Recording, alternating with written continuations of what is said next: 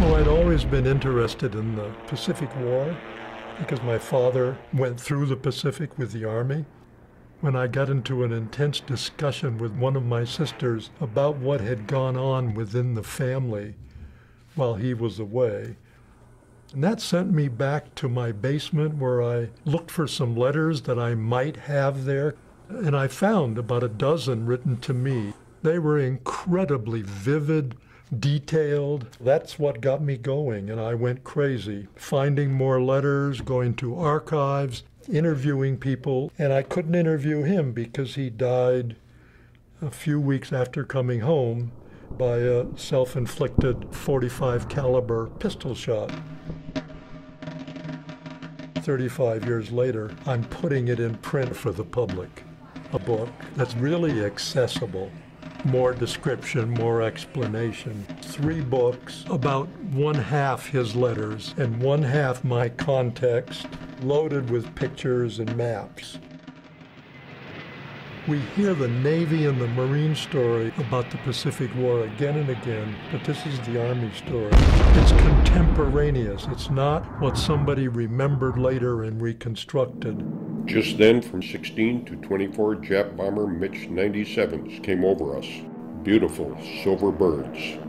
His letters are very literate. His description of the bombs falling. I noticed how the sun glinted on them as they fell. They looked like little drops of mercury. One of them will land 8 feet from him and blow a hole in the side of the ship and put a piece of shrapnel in his eyebrow.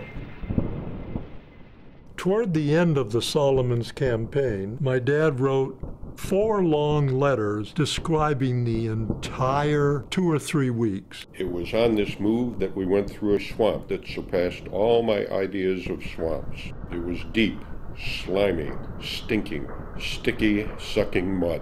It would have been a bad place to have the Japs open up on me. Ending up in a command post and a mile away the Japanese island of Kolombangara. Kolombangara was so near it seemed to lean over us and to be watching our every move. It's a unique insight into the Pacific War. You also get the relationship between him and my mother. The joy of your presence in my home can carry me through this war and back home, and it will. My mother moved with me and my sister to New York City, and there her what you might call troubles began. How she handled those troubles is really a rich part of the story. The victory flash electrified Times Square, keyed to the bursting point as the magic word of complete surrender came through. So it's early America as well as war and human drama.